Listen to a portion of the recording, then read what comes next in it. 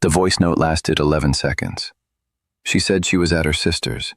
She said she'd call when she got home. She said she missed me. The AI flagged it before I finished listening. Not the words, the breathing pattern behind the words. There was no Doppler shift, no road vibration, no low-frequency hum from movement. The acoustic profile matched an enclosed interior space with soft surfaces. She wasn't in a car. I set the phone face down on the kitchen counter and stood there for almost 2 full minutes without moving. Rain hit the apartment windows softly, while the waveform froze on screen beside a rising confidence score. 42%, 67%, 81%. Stress anticipation detected. Not fear after speaking, fear before speaking. My friend Daniel leaned back slowly. She already knew what she was going to deny, he said quietly. Neither of us spoke after that. Then the second notification appeared. Inconsistency cluster detected. 27 matches. I remember staring at that number longer than I stared at the evidence itself. Because one lie feels human, 27 feels engineered. And somehow, that discovery only explained the beginning. Before the analysis, nothing about Ava felt dramatic. That was probably why it worked. No secret second phone left charging in obvious places, no disappearing for entire weekends, no theatrical behavior. Everything stayed functional, predictable, normal enough to survive inspection. We'd been together for 3 years. She worked remotely for a consulting firm with inconsistent client schedules. I handled cybersecurity compliance contracts from home, which meant we spent an unhealthy amount of time around each other without truly noticing each other anymore. That's the dangerous stage of long relationships. Not distance, adaptation. People think deception begins with visible change. Usually it begins when small inconsistencies stop feeling important enough to investigate. Delayed replies become busy. Canceled plans become work pressure. Emotionless conversations become fatigue. Humans are remarkably efficient at protecting emotional stability from contradictory information, even when the contradictions are obvious, especially then. Ava was calm in a way that initially felt intelligent. She listened carefully, remembered details precisely, sometimes too precisely. Conversations from weeks earlier returned almost word for word. At first I thought it meant attentiveness. Later I realized it sounded more like retrieval, like someone accessing a stored version of events instead of remembering naturally. Then there was the timing. That was the first thing my instincts noticed before my logic did. Her replies began arriving with strange consistency. 8 minutes, 11 minutes, 7 minutes. Long enough to appear natural, short enough to avoid suspicion. People texting honestly don't maintain emotional symmetry for months. Algorithms do. The disturbing part wasn't the behavior itself. It was how long my brain agreed to live beside it without asking why. 8 months before the voice note, there was a photograph. A hotel skyline during a work trip. Caption, "Finally some quiet time." I saved it without thinking. Over a year later, while searching for another image entirely, I opened the metadata accidentally. The GPS coordinates placed the photo 47 miles from the hotel she claimed she was staying in. Not another city, not another state. 47 miles. Specific enough to stop feeling accidental. I stared at the coordinates for a long time. Then I did what most people do when reality becomes inconvenient. I explained it away. Phone towers drift sometimes. GPS can misfire indoors. Metadata occasionally corrupts itself during uploads. All technically true. That's the frightening part about deception. Reality usually provides enough plausible alternatives to protect the lie voluntarily. But something shifted quietly after that. Not suspicion. Resolution. I started noticing details that had probably existed for months. A repeated phrase used in separate conversations. Response delays that appeared mathematically balanced. Overly complete explanations. That was the detail I couldn't shake. Honest memory usually stumbles. People correct themselves, pause, reconstruct naturally. Rehearsed answers land differently. Too smooth, too frictionless. Then one Tuesday night, Ava walked into the living room holding tea after finishing a client call. "You're quiet tonight," she said. 3 days earlier, she had used the exact same sentence, same cadence, same pause before tonight. Humans repeat ideas constantly. They rarely repeat emotional delivery identically. I asked who the client was. "Denver account," she answered instantly. No hesitation, no processing time, just immediate availability. Then she smiled before I reacted. Not after, before. That moment stayed with me longer than it should have. Because instinct notices patterns long before logic allows conclusions. And once you notice one inconsistency, silence becomes data. The AI system wasn't built for relationships. That matters. Daniel originally used it for behavioral analysis research involving fraud communication patterns and language drift across large data sets. Mostly experimental work, timing analysis, vocabulary clustering, emotional pacing comparisons. 3 weeks after the Denver account conversation, he invited me over to test a newer comparison model. We uploaded random files first: podcasts, interviews, archived voicemails. Then Daniel suggested personal conversations because emotionally familiar speech creates stronger baselines. I almost refused.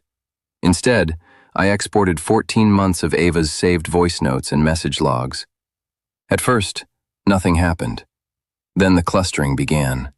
Repeated emotional distancing phrases, response latency spikes during specific evenings, respiratory stress shifts before location-related statements, and one anomaly the system flagged repeatedly: preloaded denial behavior. Daniel frowned slightly. "She's emotionally preparing herself before certain questions even appear," he said quietly. The room suddenly felt smaller. Then the report generated fully. 27 flagged inconsistencies, not accusations, patterns. Item 9. 5 separate conversations across 8 months where Ava used the exact same 3-word phrase when explaining where she'd been. Verbatim repetition. People telling the truth usually regenerate answers. They don't retrieve them. Item 14. The hotel photograph metadata, not a GPS drift. A consistent geographic pattern linked to 2 additional location-tagged files from the same neighborhood. 3 separate occasions. No explanation anywhere in our communication history. Item 22. Voice notes showing measurable respiratory tension increases before statements involving timing, locations, or company names. The breathing anomaly from the 11-second recording wasn't new. It had existed for over a year. Then Daniel opened Bluetooth pairing logs connected to my apartment speaker system. Unknown device, repeatedly connected between 1:12 a.m. and 1:40 a.m., 12 separate nights, always while I was traveling for compliance meetings. Daniel looked at me carefully. "You never paired another phone here?" "No." He nodded slowly. That silence told me more than the data did. Because eventually, people stop asking questions once the answers become emotionally visible. And the AI still wasn't finished. I didn't confront her. Most people do. They want emotional release before understanding. But by then, understanding mattered more. Over the next 11 days, I watched patterns instead of behavior. There's a difference. Behavior is visible. Patterns require repetition. Ava became noticeably more attentive during that period. More affectionate. More curious about my work. More available emotionally. At first glance, it looked like reconnection. Under analysis, it looked like pressure management. People experiencing concealed instability often compensate socially before exposure occurs. Not consciously, structurally. Their routines begin stabilizing themselves defensively. One night she asked if I still trusted her. The question arrived too carefully, like someone testing structural integrity before stepping forward. I looked at her for several seconds. "Yes," I said calmly. That was technically true. I trusted the pattern completely. The next morning, another inconsistency appeared accidentally. She claimed she'd slept terribly, but her smartwatch export, visible on the shared tablet beside the couch, showed stable REM cycles and elevated heart rate spikes between 2:11 and 2:26 a.m. Awake, emotionally activated, but not anxious, anticipatory. Daniel said something during that period I still think about constantly. Most lies don't collapse because of one mistake, he told me. They collapse because maintaining consistency across multiple timelines eventually becomes mathematically impossible. After that, I stopped searching for proof. Proof was everywhere already. What unsettled me wasn't the deception itself. People panic. People hide things. People make catastrophic decisions and try to contain the damage afterward. I understood that. What unsettled me was the architecture, the calm maintenance of two parallel realities over such a long period of time. You don't learn that under pressure. You learn it gradually. The conversation lasted less than 12 minutes. I chose a Thursday intentionally, one of the established evenings. I arrived without warning, no preparation window. I placed the printed report on the table and let her read it in silence. For almost a full minute, she said nothing. Then the denial arrived automatically, too quickly. The same frictionless quality I'd noticed months earlier. I interrupted gently. "I'm not asking you to confirm the data," I said calmly. "I'm telling you I already have." The denial stopped immediately. What followed wasn't really an explanation. It was calibration. She was trying to measure how much I knew in order to determine how much she needed to admit. That realization affected me more than the evidence itself. "I know more than you're calculating," I told her quietly, "and less than everything." She looked at me for a long time after that. Then she asked what I wanted. The answer had already been decided weeks earlier. "I'm leaving." No speech, no revenge performance, no demand for honesty at the end, just completion. She cried. I believed the tears were real. That was never the question. I left before she finished speaking. Over the next 4 days, she sent 3 messages, long, careful, emotionally balanced. Too balanced. One of them repeated the exact same 3-word phrase identified in item 9.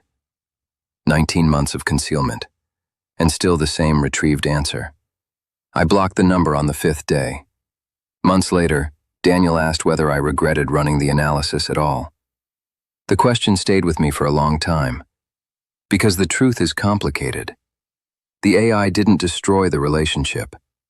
The relationship had already reorganized itself around concealed behavior long before the software existed. Technology simply removed the emotional fog protecting the contradictions. That's what unsettles people about stories like this. Not surveillance, not algorithms. Recognition. The realization that human behavior leaks truth constantly in ways emotion trains us to ignore. Sometimes through timing, sometimes through silence, sometimes through explanations that arrive just slightly too prepared. I still think about one detail more than the others. Not the Bluetooth logs, not the metadata, not the voice analysis, the smile. That tiny smile before I reacted to her answer that night in the living room. Because now I understand what I was actually seeing. It wasn't confidence, it was preparation.